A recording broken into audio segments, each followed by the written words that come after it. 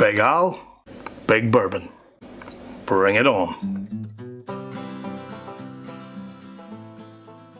Hey whiskey lovers, I'm Big Al and this is Whiskey Straight, where I review whiskey from all over the world and give you my thoughts straight up and not watered down.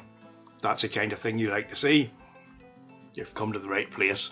So please consider hitting that subscribe button, and while you're at it, ring that bell notification so you can stay up to date with all future content. Now, if you have tuned in today in the hope of seeing the final part of my trilogy of reviews on the core range of the Balvenie Speyside Scotch, my sincere apologies.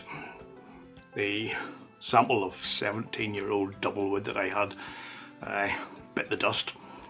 I can be a bit of a klutz at times and I don't have any other samples, so I've had to set it to the side for now. But whenever I get another sample, I'll finish off that series and we'll do a review on it. So I thought in the meantime, I'm going to pull out a big hitter, something with a bit of oomph in it. So here it is. It's the Stagg Jr Batch 10. And as you know, this is the baby sibling of the famous George T. Stagg, which is part of the famed and much sought after Buffalo Trace antique collection. Now, while it's very difficult to get, the Stagg Jr is just not as difficult to get, although it can be difficult to get over here. So whenever I see one, I pick it up. Now sometimes it has been said by many reviewers that the baby stag here, Stagg Jr, does outdo its big brother. And when I look back at some reviews on the Batch 10 here, which was released in the spring of 2018, a lot of people have actually said in that year this one was better, but as we all know, it's subjective. So this is a big hitter.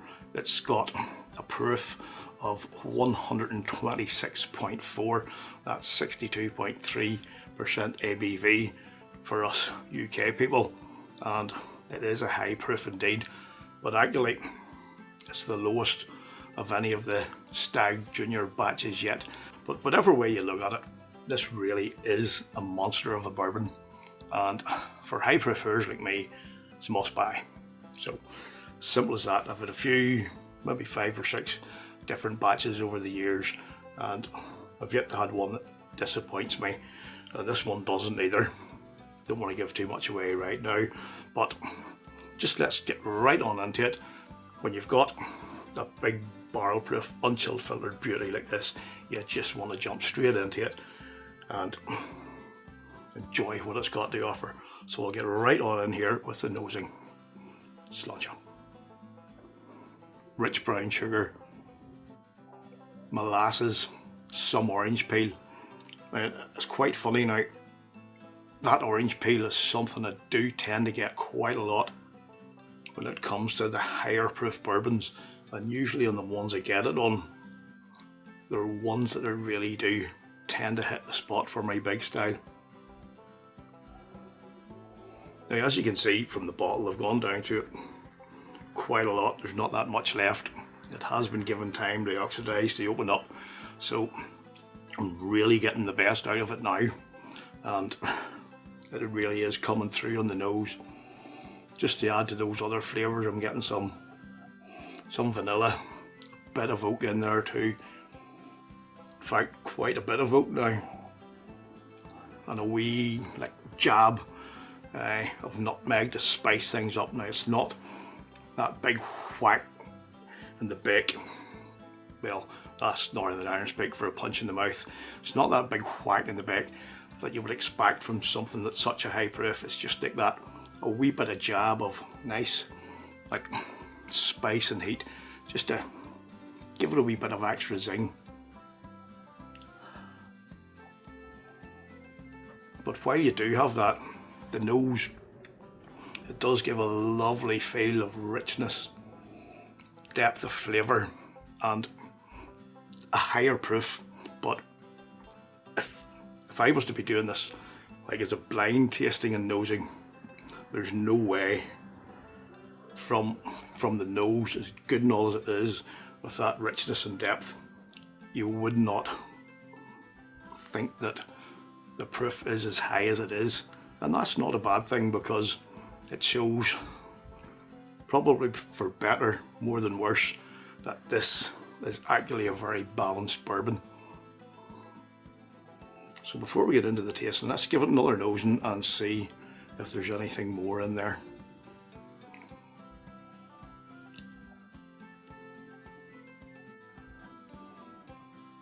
All those original flavours that I've already described, they're still there. It's rich, it just caresses the nostrils, and now I'm getting some caramel to add to the mix, and a nice dark cherry aroma as well. So it really is a nice nosing. Not the best nosing I've ever had, but it's nice, it's complex, it's rich, and let's get right on then and see how it fares in the palate. Sláinte. Wow. It's rich, it's robust, it's intense. Big hit of chocolate, like a creamy chocolate bomb with molasses, that brown sugar, lovely and rich as well. Adding a wee bit of sweetness, and here comes that lovely orange tangy zing, which gives it a nice bit of heat, a nice bit of a kick, but not too much. Well, not too much if you're used to that sort of thing. And the coating it leaves on the mouth, around the palate, and lets all those flavours just ooze out. This is a tasty bourbon. God, that's good.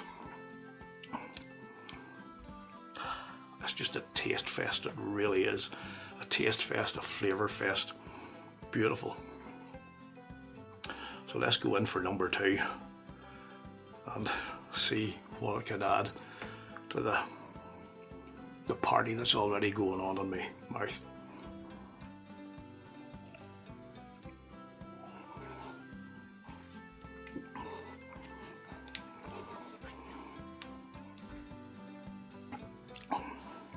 Vanilla and caramel come into play now, and there's still that lovely burst of heat in there, and that heat, it just helps to meld everything together and keep all those beautiful flavours ignited and brings them even more alive. Hell, this is good. It's really, really good. You know, it's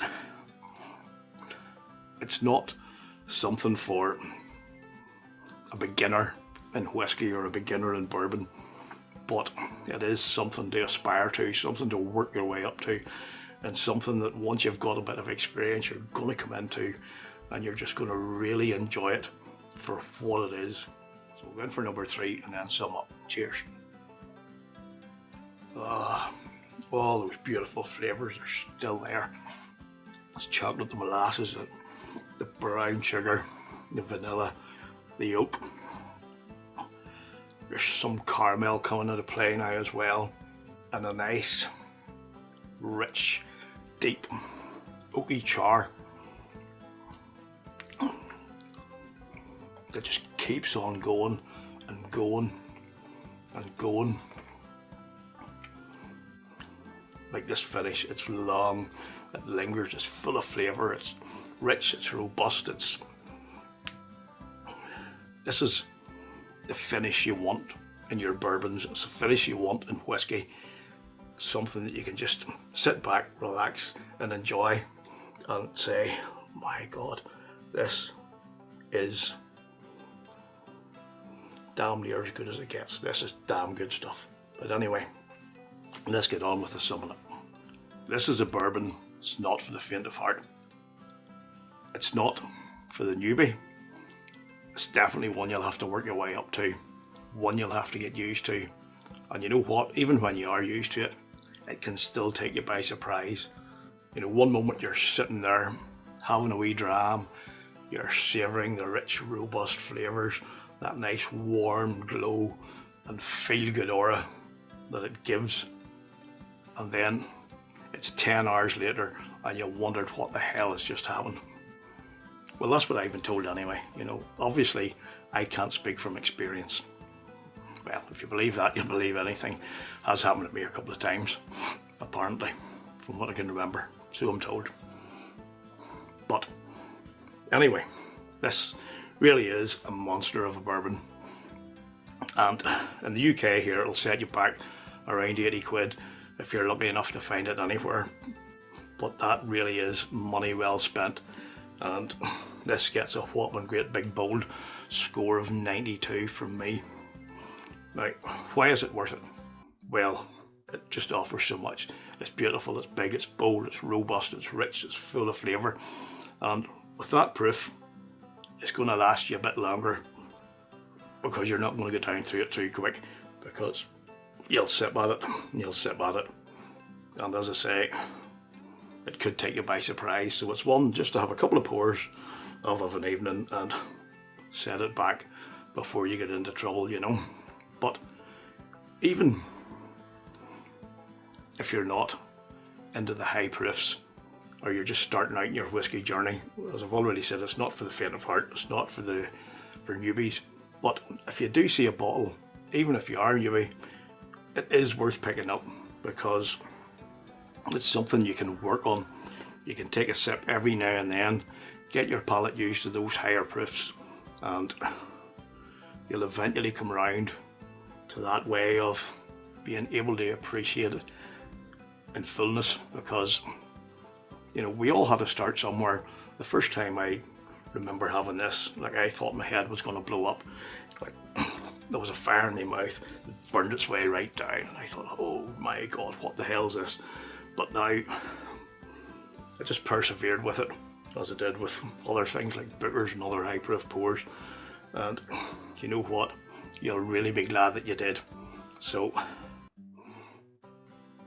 obviously with any whiskey, there are variations in batches, and you're going to get it with Stagg Jr as well.